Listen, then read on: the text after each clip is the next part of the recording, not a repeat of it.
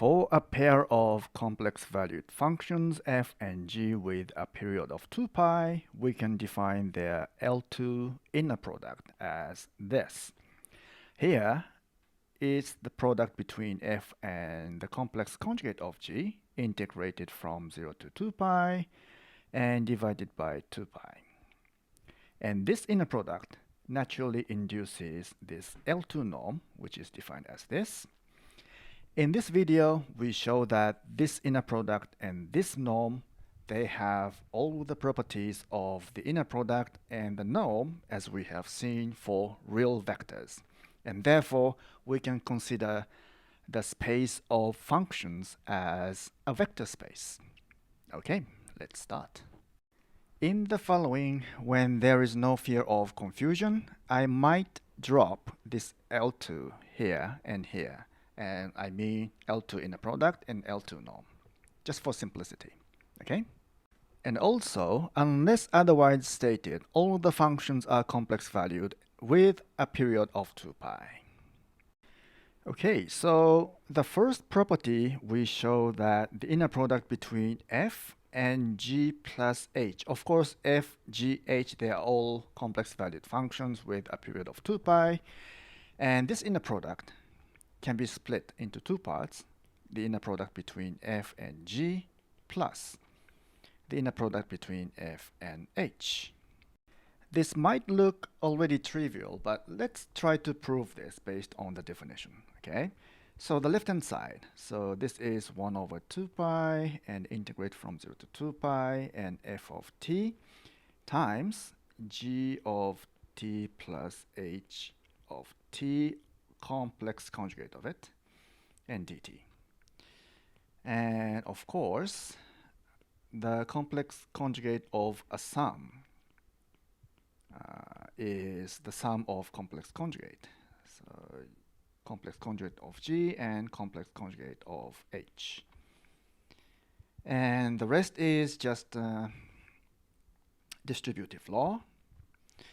So we have 2 pi f of t g bar plus f of t h bar dt. Now next integration is linear operation, so we can split the integral of a sum is sum of integrals.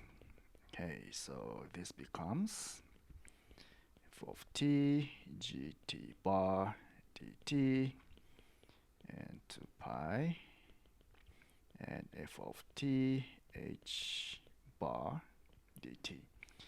Now, the first term here is the inner product between f and g, and this part is the inner product between f and h. And we are done. And similarly, we can show that the inner product between f plus g and h is equal to the inner product between f and h plus the inner product between g and h. So proving this is an exercise. Next, let's say alpha is a complex number.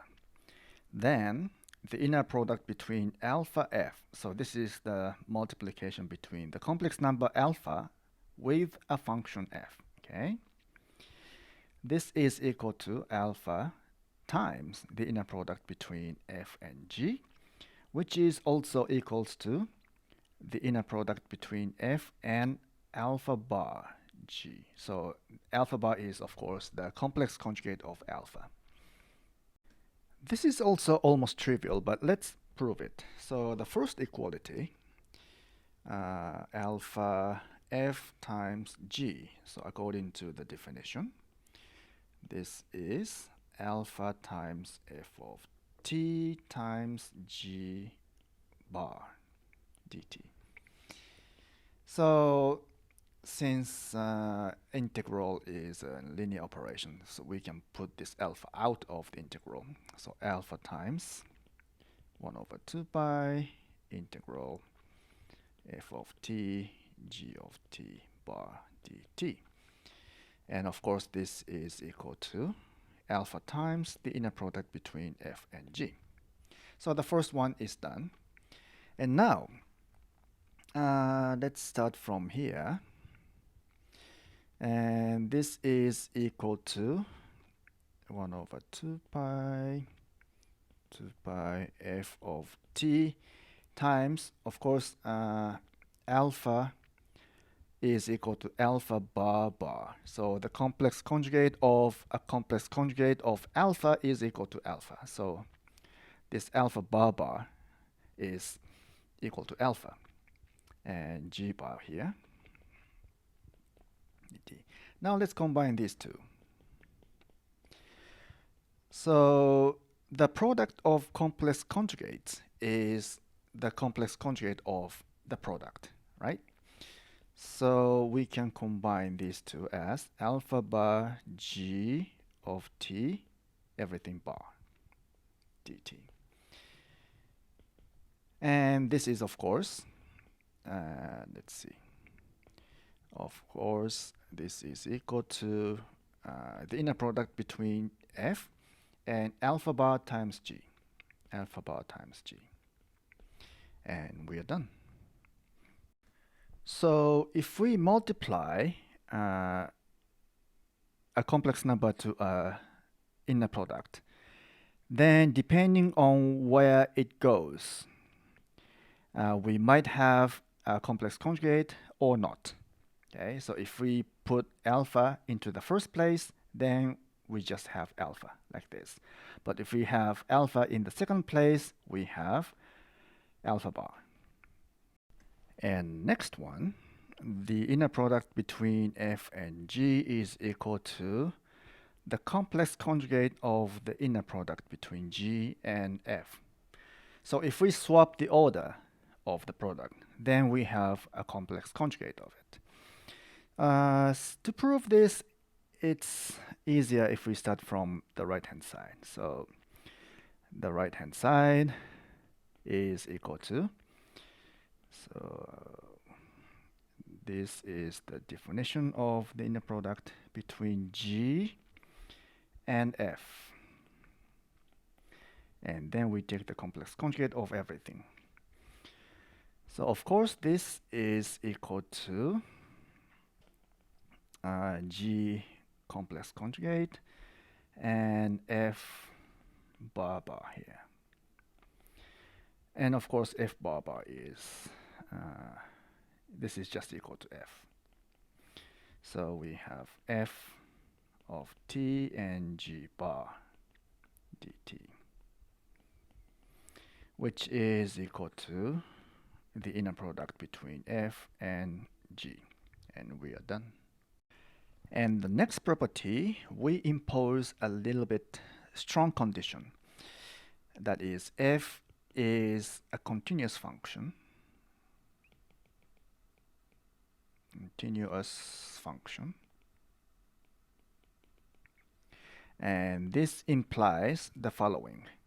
The norm of f is equal to 0 if and only if f is identically equal to 0. Okay. This continuity is a very strong condition. Actually, this can, if you have learned measure theory, you can replace this with a measurable function.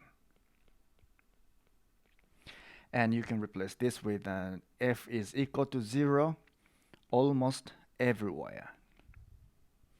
Okay, but for simplicity, we just assume this strong condition, continuous and identically equal to 0 everywhere. Okay, let's prove this. So f being a continuous function is given, okay? And this direction is obvious because if f is identically equal to 0, its norm should be also, of course, 0. So the problem is this direction, okay? If the norm is 0, then f is identically equal to 0. And we prove this by contradiction, okay? So suppose there exists some a in the interval between 0 and 2 pi such that f of a is greater than or equal to 0. So it's non-zero. Since f is a continuous function, so let's plot it like this. Suppose this is a. And let's say we take half of a, so this is f of a, and this is half of f of a. Then let's say, for example, if we take some interval that is small enough, then all the values here are greater than or equal to half of f of a. So that means, let's say this is a minus epsilon, a plus epsilon. Okay, so that means there exists some epsilon that is positive such that for all t in this interval, a minus epsilon to a plus epsilon, f of t is greater than half of f of a. And of course, this is greater than 0. It's positive number. Now, let's calculate the norm of f, norm squared of f. So this is 1 over 2 pi, and integrate from 0 to 2 pi, and the absolute value of f of t squared dt. Now, this is greater than or equal to, so if we limit the interval from a minus epsilon to a plus epsilon, then of course this the latter integral is less than or equal to the norm. Okay, now for this interval we have this inequality, right? So this is less than a minus epsilon, a plus epsilon, and so this is a f of a squared over 4 dt. And now this is a constant, so this is equal to 2 pi and f of a squared 4, and we integrate a constant at 1 epsilon dt. So this is equal to 1 over 2 pi f of a squared over 4. So this minus this is 2 epsilon, which is positive. So this is not, the norm of f is not equal to 0. Therefore, we have proved this proposition. And the next property is about the square norm of the sum of functions. So f plus g norm squared. This is equal to the norm squared of f plus 2 times the real part of the inner product between f and g plus the norm of g squared. Note here that we take the real part of the inner product between f and g. In general, the inner product may be a complex number, but the norm is always a real number. So by taking the real part here, it is guaranteed that the right-hand side is always real. So this is a little bit of a complication when we deal with complex valued functions. And we didn't have this thing when we dealt with real vectors. Anyway, let's see how it appears. So we start from the left-hand side, and according to the definition, this is equal to 1 over 2 pi, and integrate from 0 to 2 pi, and f of t plus g of t times f of t plus g of t's complex conjugate dt. Of course, the complex conjugate of a sum is the sum of complex conjugates. So we have this. So let's expand this. So this is equal to f times f bar and f times g bar and g times f bar and g times g bar. dt. So this one is the modulus squared of f of t. And let's split everything. So this one is just f times g bar d, and this one 2 pi, and g times f bar d, and this one is the modulus squared of g dt. So let's translate into norm and inner product. So this one is the norm of f squared, and this one is the inner product between f and g, and this one is the inner product between g and f, and this one is the norm of g squared. Now we have the two inner products, fg and gf. So let's leave the first one as it is, and let's swap the order of this inner product. And as we have seen before, if we swap the order, then we have the complex conjugate. And if we add a complex number with add to its complex conjugate, then what we have is twice the real part, right? So that's how we get real part of fg here. Oh, just in case you don't get this, let's say z is x plus iy, then z bar is x minus iy. So if we add z with its conjugate, then we have 2x, which is 2 times real part of z, right? So that's how we get this. And now we prove the famous Cauchy-Schwarz inequality again, but this time for the L2 inner product. So that is the absolute value of the L2 inner product between f and g. This is less than or equal to the product between the norm of f and the norm of g. So let's prove this. This is trivial. Trivial if the inner product is 0, right? If this is 0, then the left-hand side is 0. So, and the norm is always greater than or equal to 0, so that's trivial. So now, so this is okay, and now suppose it's not 0. Then we do the usual thing, that is, for any real number t, we have the following. 0 is less than or equal to the norm of t times f plus g squared. Then we expand this.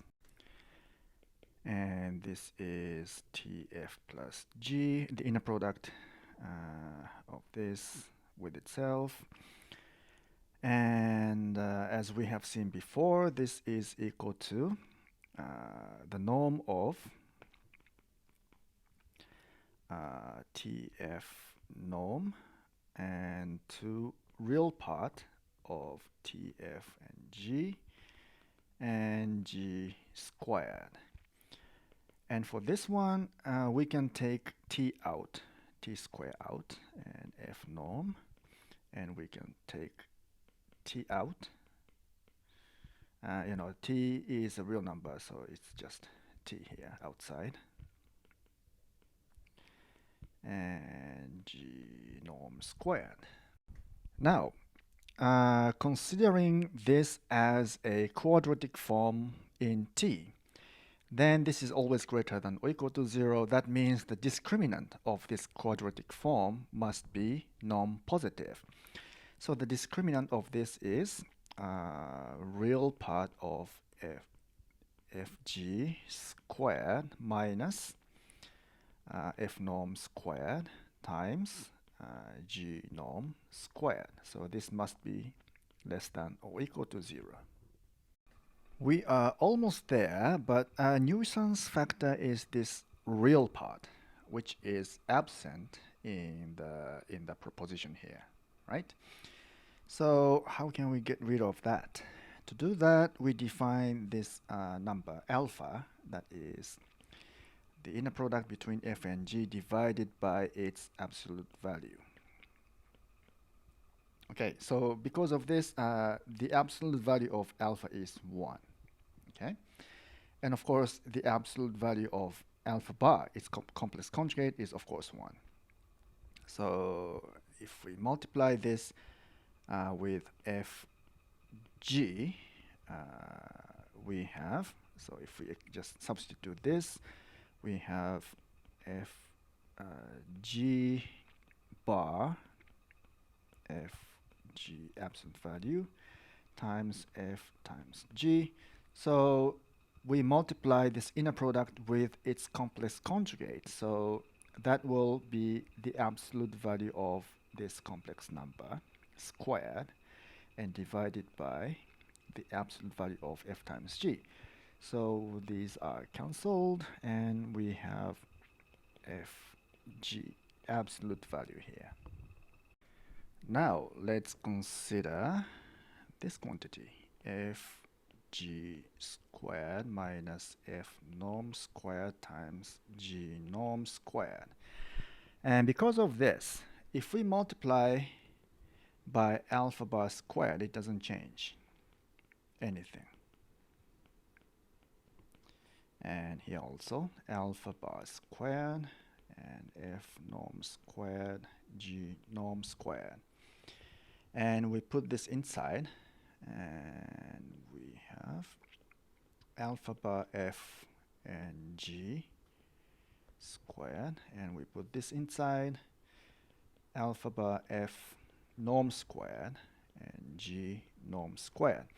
By the way, this one is equal to this one, right? This is equal to alpha bar f g. But this is equal to this, which is a real number, right? So this inner product is a real number, so that is equal to the real part of this. So because it's just real, so real part of a real number is that same number. And now we have this expression. However, this one must be non-positive because we have just shown this inequality, right? The discriminant is non-positive. But this f can be any function. So if we just multiply this f by some complex number, say alpha bar, we still have this inequality. So we have this less than or equal to 0. Therefore, this is less than or equal to 0, which shows that the Cauchy-Schwarz inequality holds. And we are done. And finally, let us show the triangle inequality also holds for functions. That is, the norm of the sum of two functions f and g is less than or equal to the sum of their norms. So this is triangle inequality. So let's prove this. Before proving, actually, let us note that the absolute value of the inner product is greater than or equal to the real part of the inner product. There's nothing special about inner product here. Actually, for any complex number, let's say z equals to x plus iy, then the absolute value of z is x squared plus y squared and square root of that. And that is, of course, greater than or equal to the absolute value of x which is greater than or equal to x, which is the real part of z. So this, in general, this holds. So the absolute value of a complex number is greater than or equal to its real part. Now let's go back proving the triangle inequality. What we do is, as usual, proving that the square of this minus square of this is greater than or equal to 0. So let's calculate that. F norm plus g norm squared minus the norm of f plus g squared. Let's calculate this. So this is equal to f norm squared plus 2 times f norm times g norm plus g norm squared and minus f norm squared and 2 real part of the inner product between f and g plus g norm squared. So this will cancel this will cancel this, and we have 2 and f norm times g norm minus real part of f g. Now we use this relation. So from this, this is greater than or equal to 2 times f norm times g norm. Now the real part of f times g is less than or equal to this absolute value of that. So this so we have negative sign here, so we have less than or equal to the absolute value of f g here. And this is, of course, greater than or equal to 0 because of the Cauchy-Schwarz inequality. And we're done. And since we have the Cauchy-Schwarz inequality and the triangle inequality, we can define the notions of distance between two functions or the angle between two functions, just like we did for real vector space. So let's summarize and compare what we have been proving in this video to those we have obtained for the real vectors. For the inner product between a function and the sum of functions, we have this and this, which we also had for the real vectors. And for multiplication by a constant complex number, we have this and this, but here we have complex conjugate if we apply this alpha to the second place. But for the real vectors, of course, there's no notion of complex conjugate, so alpha appears here and here unmodified. As for switching the places in the inner product, we have complex conjugate for the functions, but we can just switch the order for real vectors. But otherwise, they're identical. And by limiting the functions to continuous functions or measurable functions, the norm of the function is 0 if and only if the function is identically equal to 0 almost everywhere. And we have the same property for real vectors. And for the square of the sum of functions, we have this equality. Here we have real part of the inner product. And for the real vectors, we just have this, and there's no real part or imaginary part, so it's just this. But otherwise, they are pretty similar. And for both cases, we have the Cauchy-Schwarz inequality and the triangle inequality. Thus, we can see that the space of real vectors and the space of periodic functions, they are pretty much the same or very similar. So we may expect that there should be something more abstract that can unify all of these notions in one single system. But for this video, that's all for today, and see you later. Bye. Thanks for watching. If you like this video, please hit the like button and subscribe to this channel. See you next time. Bye.